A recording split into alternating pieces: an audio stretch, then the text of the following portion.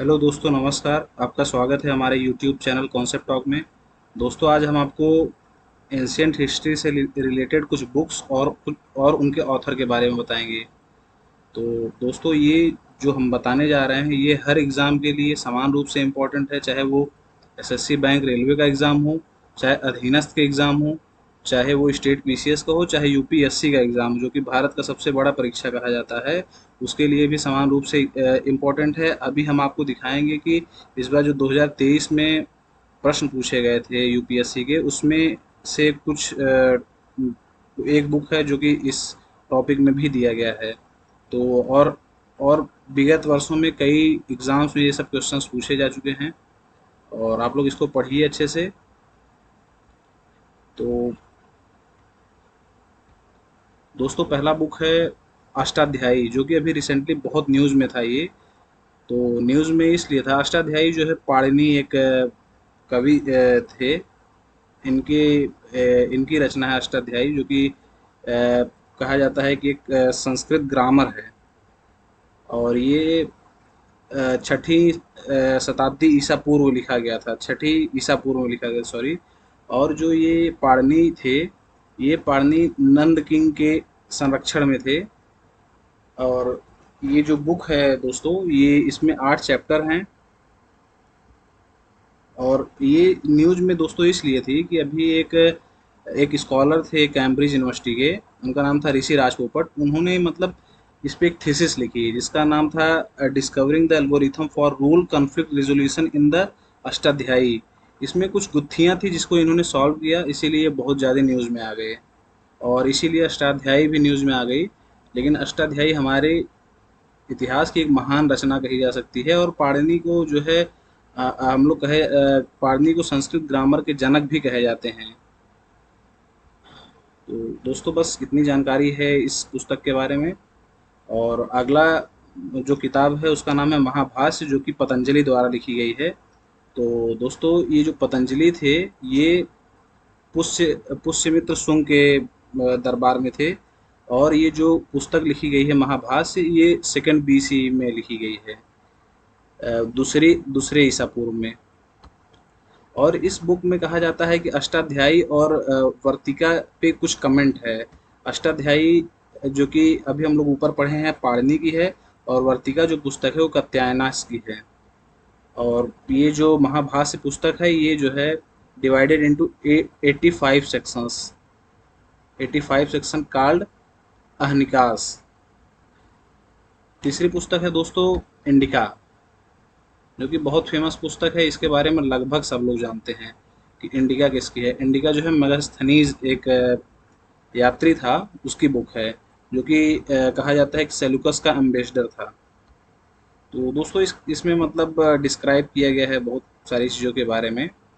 तो इंडिका हम लोग यूज़ भी करते हैं एथेंटिक सोर्स की, हमारा एंशियंट हिस्ट्री में क्या कैसा था, एम्पायर्स कैसे थे। तो आगे हम लोग पुस्तक देखेंगे मृच्छकटिका, जो कि शूद्रक द्वारा लिखा गया था। ये भी इम्पोर्टेंट बुक है। सबसे इम्पोर्टेंट पहला वाला बुक है जो इस समय थोड़ा सा न्यूज़ में रहा है, जो पाणिनि का अष्टाध्यायी है। फिर उसके बाद मुद्रा राक्षस है। मुद्रा राक्षस लिखा गया है विशाख दत्त द्वारा। ये एक कहा जाता है एक संस्कृत पॉलिटिकल थ्रिलर है, थ्रिलर ड्रामा टाइप का है। और ये जो है लिखा गया था चंद्रगुप्त सेकंड के टाइम, जो कि गुप्ता डायनेस्टी के थे। बस इसमें इतना जानना है और बहुत नहीं जानना है। अब इसके बाद जो मोस्ट इम्पोर्टेंट है, इस बार 2023 यूपीएससी में पूछा गया था प्रश्न, वो है देवी चंद्रगुप्तम किसकी रचना है। ये नहीं पूछा गया था, उसमें पूछा गया था, मिलान करने के लिए दिया गया था ये कौन कौन सा सही है। तो उसमें मतलब विशाखा दत्त की जगह पे किसी और का शायद नाम दिया गया था। तो देवी चंद्रगुप्तम जो है किसकी है, विशाखा दत्त की है। तो ये जो विशाख दत्त थे, ये इसके ऊपर भी मतलब आए थे। तो उनका ये जो है चंद्रगुप्त द्वितीय के समय पे लिखा गया था। और ये एक लव स्टोरी है, ये जो पुस्तक है देवी चंद्रगुप्तम, ये एक लव स्टोरी है। फिर उसके बाद आ जाते हैं हम लोग अर्थशास्त्र पे, जो कि सब जान रहे हैं, भारत का बच्चा बच्चा जान रहा है, देश विदेश में भी जाना जाता है इस पुस्तक को। अर्थशास्त्र किसका है, कौटिल्य का है। ये अभी पिछले साल अर्थशास्त्र से रिलेटेड एक क्वेश्चन पूछा गया था। जब आप 2022 का प्रश्न पत्र उठा के देखेंगे यूपीएससी का 2022 का, तो उसमें जो है प्रश्न पूछा गया था कौटिल्य के अर्थशास्त्र से रिलेटेड। ये नहीं पूछा गया था कि अर्थशास्त्र किसकी पुस्तक है, उससे रिलेटेड कुछ चीज़ पूछे गए थे। आप लोग देखिएगा। फिर नागनंदा जो है हर्षवर्धन की है।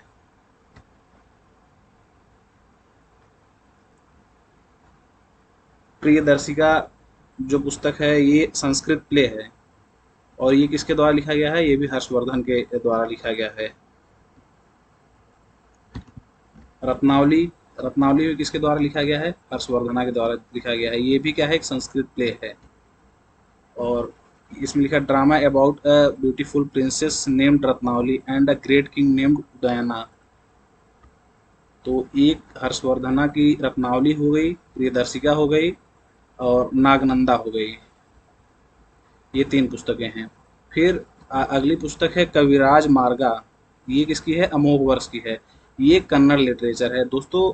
अगर जैसे कोई मान लो एसएससी का एग्ज़ाम होता है, लेखपाल का एग्ज़ाम होता है, तो उसमें डायरेक्ट पूछ देंगे कविराज मार्गा किसकी पुस्तक है। उसमें 4 ऑप्शन दे देंगे, अमोघ वर्ष और इत्यादि इत्यादि। लेकिन जब यूपीएससी या यूपी पीसीएस में या फिर किसी स्टेट पीसीएस में पूछेगा, तो उसमें मतलब पहला ऑप्शन दे देगा कि कविराज मार्गा किसकी पुस्तक है। उसमें मान लो नहीं, किसकी पुस्तक नहीं, उसमें लिखेगा कविराज मार्गा अमोघ वर्ष की पुस्तक है, या फिर किसी और का नाम लिख देगा गलत कराने के लिए।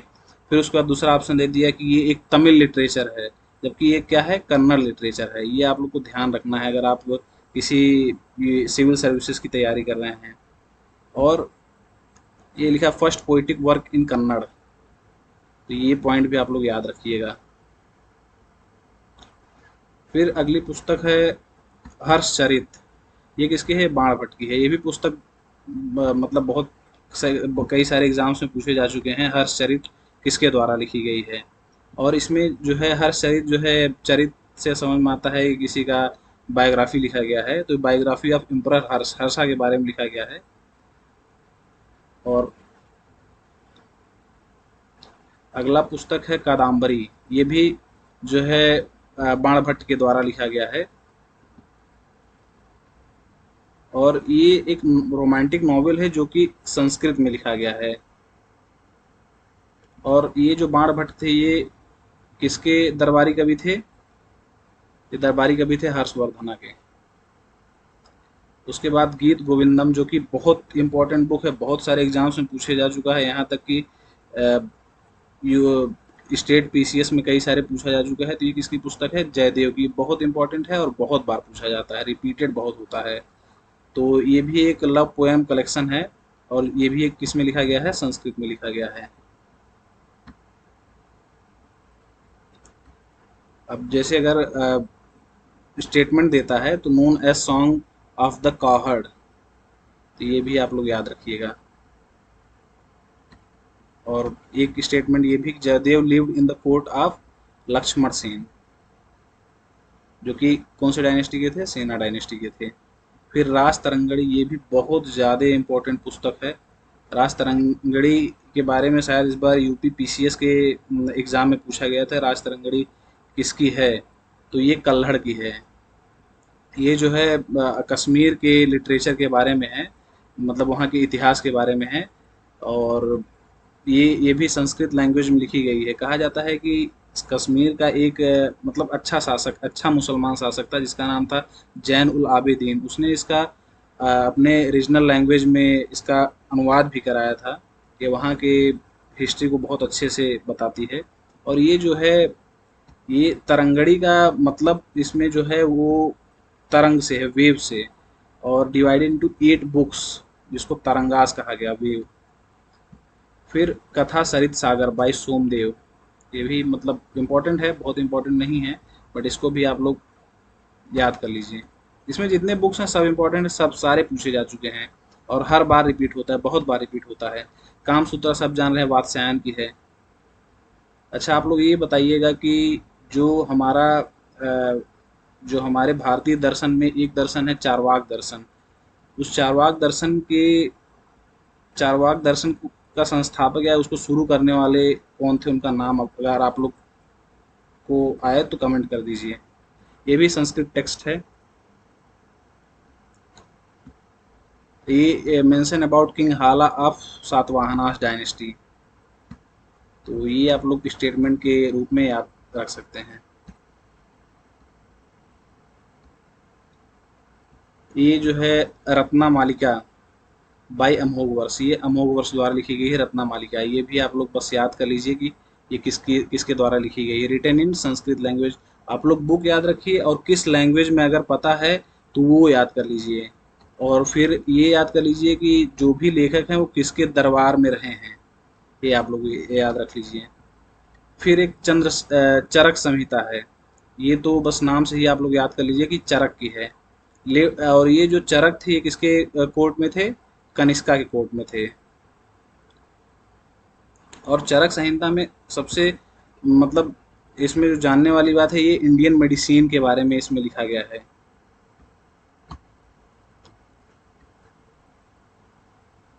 और फिर अगली जो बुक है ये भी बहुत बार पूछा जा चुका है, मतलब एसएससी के एग्जाम्स में, कि गाथा सप्तशती किसके द्वारा लिखी गई है। तो ये एक हाला हैं, उनके द्वारा लिखी गई है, जो कि सातवाहना किंग थे हाला, उनके द्वारा लिखी गई थी। और ये किस लैंग्वेज में लिखी गई है, ये देखो अभी तक लगभग सारे जो बुक्स थे वो संस्कृत लैंग्वेज में थे, लेकिन ये कौन से लैंग्वेज में बुक है, प्राकृत लैंग्वेज में है। ये आप लोग को यहाँ पे याद रखना है, यहाँ पे कंफ्यूज कर सकते हैं कि गाथा सप्तशती सुनने में लग रहा है संस्कृत लैंग्वेज में है, लेकिन नहीं, ये प्राकृत लैंग्वेज में है।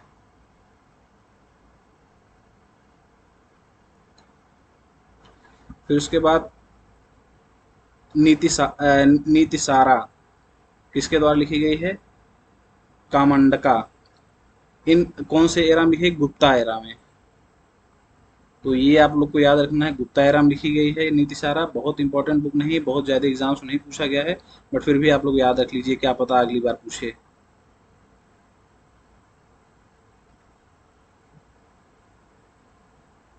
ये है, ये बुक जो है भाषा द्वारा लिखी गई है, स्वपन वासवदत्ता। ये भी एक संस्कृत प्ले है। आप लोग देखेंगे लगभग सारे संस्कृत हैं, कुछ प्ले आपको मिलेंगे जो कन्नड़ में होंगे, कुछ प्राकृत में होंगे। तो आप लोग जो है इसको एकदम कंफ्यूज मत होइए कौन सा जो बुक है वो किस लैंग्वेज में है। फिर उसके बाद अश्वघोष की है बुद्ध चरिता। ये जो बुक है ये बायोग्राफी है किसकी, गौतम बुद्ध की। और ये किस में लिखी गई है, किस लैंग्वेज में, संस्कृत में लिखी गई। बुद्ध चरिता आप लोग ध्यान देंगे किस में लिखी गई है, संस्कृत में लिखी गई है, अमोघवर्ष द्वारा।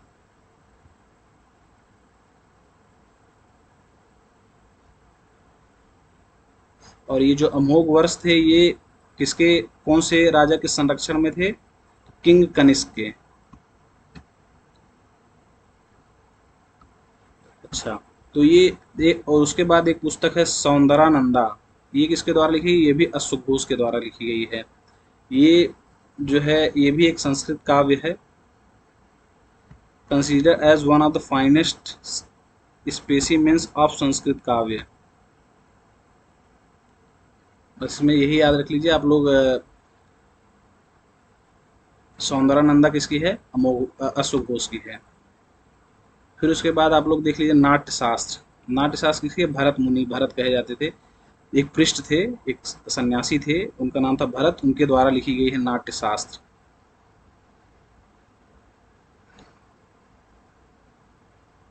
ये जो है treatise on theatre dance and music, written by mythic Brahmin sage and पृष्ठ भरत। फिर उसके बाद बहुत इंपॉर्टेंट बुक, इस पे अभी एक साउथ में टॉलीवुड में एक मूवी बनी है शाकुंतलम नाम से। तो ये अभिज्ञान शाकुंतलम किसकी है, ये कालिदास की है, महाकवि कालिदास की। और ये किस समय लिखी गई थी, गुप्ताज के समय पे लिखी गई थी। और ये बहुत ही अच्छी स्टोरी है, आप लोग चाहें तो उस मूवी को देख सकते हैं। और कहा जाता है कि ये फर्स्ट इंडियन ड्रामा था जो कि ट्रांसलेट किया गया था वेस्टर्न लैंग्वेज में, ये जो अभिज्ञान शकुंतलम है। उसके बाद कालिदास की दूसरी पुस्तक है मालाविकाग्निमित्रम।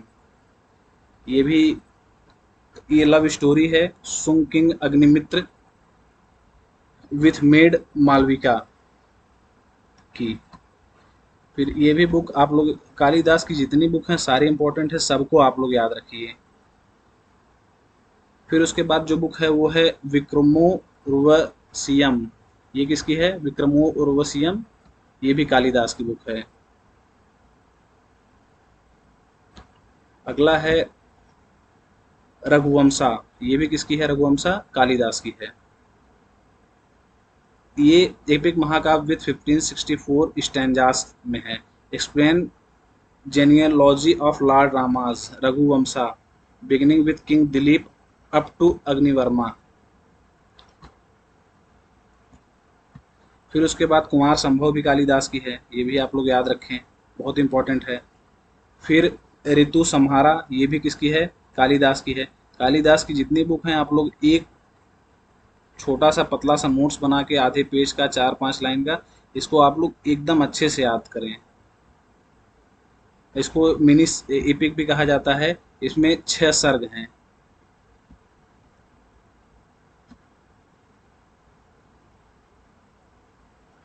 फिर है मेघदूत, ये भी किसकी है?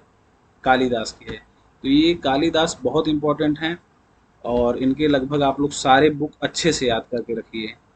फिर उसके बाद आ जाता है अमरकोश। अमरकोश किसकी बुक है? अमरकोश जो बुक है अमर समहा की है। ये एक बहुत ही पॉपुलर संस्कृत डिक्शनरी है। अभी तो बहुत सारे डिक्शनरीज आ गई हैं तो लगता है कि ये बहुत पॉपुलर नहीं है, लेकिन उस समय की सबसे मतलब सबसे पॉपुलर में से एक पुस्तक थी ये डिक्शनरी। फिर पंचतंत्र पूरी दुनिया जान रही है, भारत को छोड़ पूरी दुनिया ही जान रही है।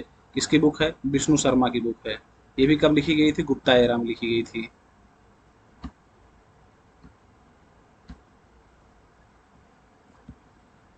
फिर आर्यभट्टीय, आर्यभट्टीय क्या किसके द्वारा लिखी गई है? आर्यभट्ट द्वारा लिखी गई है, आर्यभट्टीय। और ये किस पे बुक थी? मैथमेटिक्स पे थी।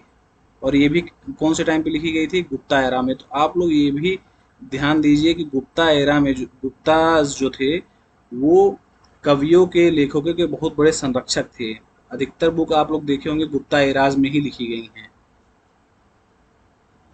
फिर उसके बाद आप लोग बृहत संहिता देखिए। बृहत संहिता किसके द्वारा लिखी गई है? बराह मिहिर द्वारा लिखी गई है। ये भी कब लिखी गई है? गुप्ता एरा में। Varahamihira is said to have been one of the 9 gems नवरत्नस।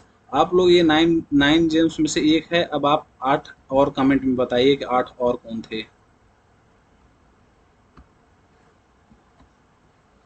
फिर अगला जो पुस्तक है बहुत ये इंपॉर्टेंट नहीं है, फिर भी आप लोग याद करके रखिए कि एंशियंट हिस्ट्री के सारे बुक्स अपने आप में बहुत इंपॉर्टेंट है।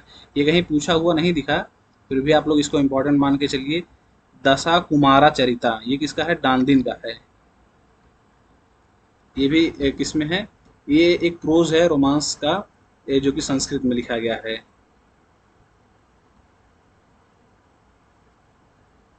और डांडिन किसके कोर्ट में रहते थे? पल्लव किंग सिंह विष्णु के।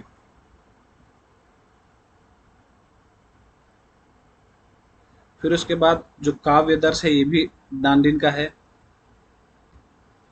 और ये एक अलंकार शास्त्र है संस्कृत में।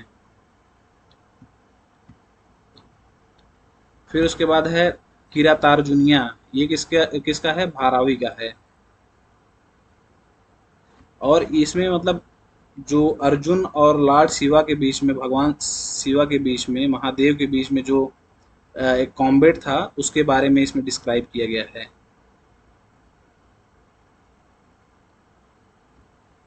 फिर लीलावती किसकी है? लीलावती जो है भास्करा सेकंड की है। ये भी एक क्या है? Treatise on mathematics subject.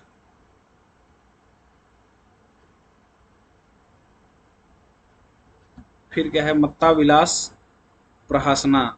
ये किसके द्वारा लिखा गया है? महादेव वर्मन प्रथम के द्वारा लिखा गया है।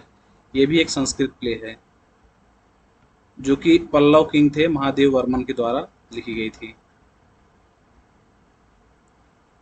फिर आप लोग देखिए विक्रम विक्रम विक्रमंका चरित किसके द्वारा लिखी गई है? बिल्हड़ द्वारा लिखी गई है।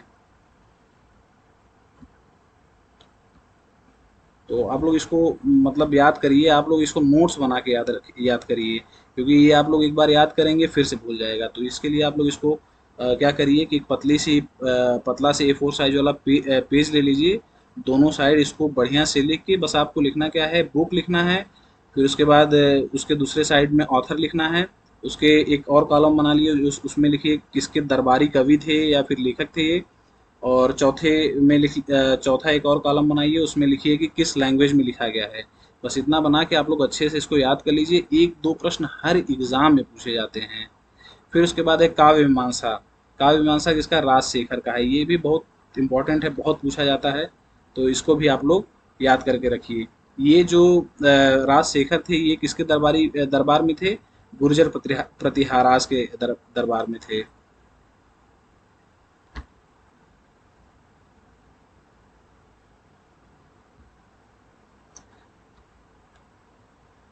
उसके बाद है कर्पूर मंजरी, ये भी किसकी है? राजशेखरा की है।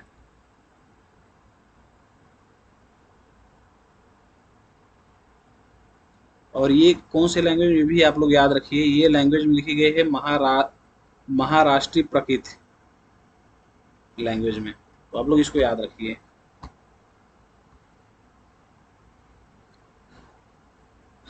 और उसके बाद है सिलप्पा दिकरम, ये किसके द्वारा लिखा गई है? इलांगो अदिगल के द्वारा लिखी गई है। ये संगम इलांगो अदिगल, ये भी बहुत इंपॉर्टेंट बुक है। अगर आप लोग टेस्ट सीरीज सॉल्व करेंगे तो लगभग हर कोचिंग वाले ये क्वेश्चन जरूर पूछते हैं। UP PCS, other state PCS में ये क्वेश्चन आ चुका है कई बार, कभी स्टेटमेंट के रूप में, कभी डायरेक्ट पूछ दिया गया है कि किसकी रचना है। तो ये जो है एक तमिल एपिक है, कौन से टाइम की है? संगम पीरियड की।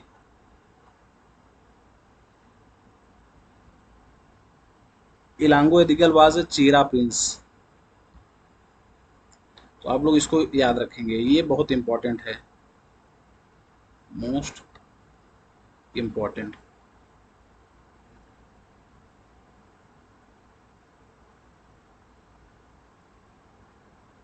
फिर उसके बाद है मेकलाई, ये किसके द्वारा लिखा है? सत्तनार के द्वारा लिखा गया है। ये भी इंपॉर्टेंट है, ये भी पूछा जा चुका है कई एग्जाम में, ये आप लोग याद रखेंगे।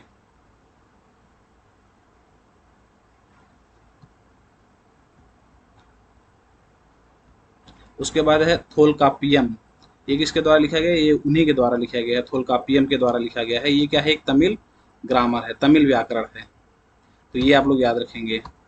ये एक स्टेटमेंट ये भी, ओल्डेस्ट सर्वाइविंग तमिल वर्क, तो आप लोग इसको अच्छे से याद रखेंगे। फिर ये मोस्ट इम्पॉर्टेंट इस बार के लिए, इस बार के हर एग्ज़ाम के लिए मोस्ट इम्पॉर्टेंट 5 स्टार क्वेश्चन है, आप लोग इसको याद रखेंगे। तिरुकुरल बाय तिरुवल्लुवर, इस समय न्यूज में दोस्तों इसलिए था क्योंकि अभी हाल फिलहाल में काशी तमिल संगम हुआ है वाराणसी में, नवंबर से दिसंबर 2022 के बीच में हुआ था।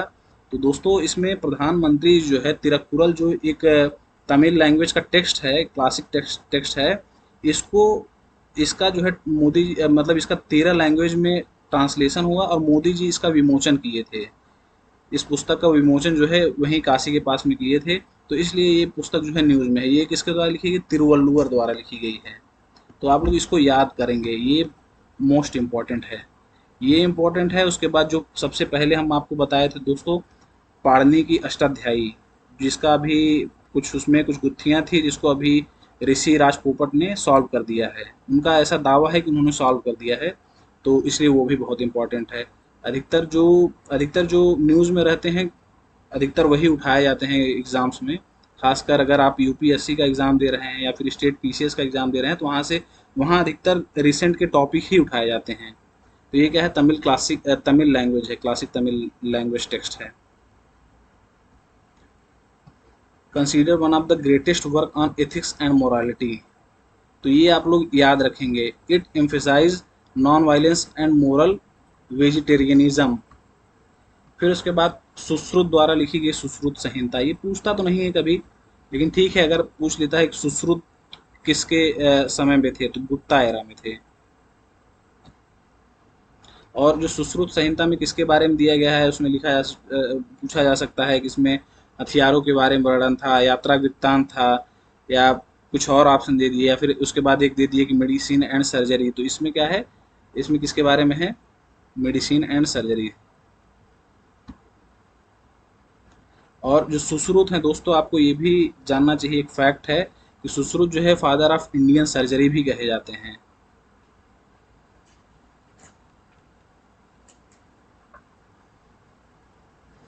फिर उसके बाद दोस्तों बृहत कथा, ये जो है गुणाध्याय की है। गुणाध्याय एक सातवाहना किंग हाला जो थे उनके एक स्कॉलर थे, ग्रेट स्कॉलर थे। और ये आपको याद रखना है कि जो बृहत कथा है ये कौन से लैंग्वेज में लिखी गई है, पैसाची लैंग्वेज में लिखी गई है। और ये भी आप एक फैक्ट याद कर सकते हैं, Katha Sarit Sagar of Somadeva was a translation of Brihat Katha. तो ये भी आप फैक्ट याद कर सकते हैं। दोस्तों ये जो हम यहाँ पे अलग से ऐड किए हैं, यही इस बार क्वेश्चन था यूपीएससी का। एक तो ऑप्शन ऊपर आप लोग को बताए हैं हम, और एक ऑप्शन में वो था, उसके बाद 3 ऑप्शन में ये थे। हमीर महाकाव्य, ये किसकी है, नयचंद सूरी की है, आप लोग याद रखेंगे। मिलिंद पन्हो सब जान रहे हैं, बहुत बार पूछा जाता है, इस बार यूपी पीसीएस में भी पूछा गया था, ये किसकी है, नागसेन की है। फिर नीति वाक्य मित्र मृत किसकी है, सोमदेव सूरी की है। ये तीनों आप लोग याद रखेंगे, ये इस बार यूपीएससी में यूपी पीसीएस में आया था। मिलिंद पन्हो वाले ऑप्शन में वो नागार्जुन लिखा था, जो कि गलत होगा, नागसेन की पुस्तक है ये। तो दोस्तों आप लोग इसको अच्छे से तैयार करिए। यहीं तक वीडियो रहा दोस्तों। अगर वीडियो अच्छी लगी हो तो आप लाइक करिए, कमेंट करिए, शेयर करिए दोस्तों के साथ, ज़्यादा से ज़्यादा लोगों तक आप इसको पहुंचाइए, ताकि और अधिक से अधिक लोगों को फ़ायदा मिल सके। और धन्यवाद। और दोस्तों एक प्रश्न हम पूछेंगे लास्ट में कि आप ये बताइए, जो एक तितली है ब्लू ड्यूक नाम की, वो उस तितली को किस राज्य ने अपना राजकीय तितली घोषित किया है, ये आप लोग कमेंट में बताइए। और बस, धन्यवाद।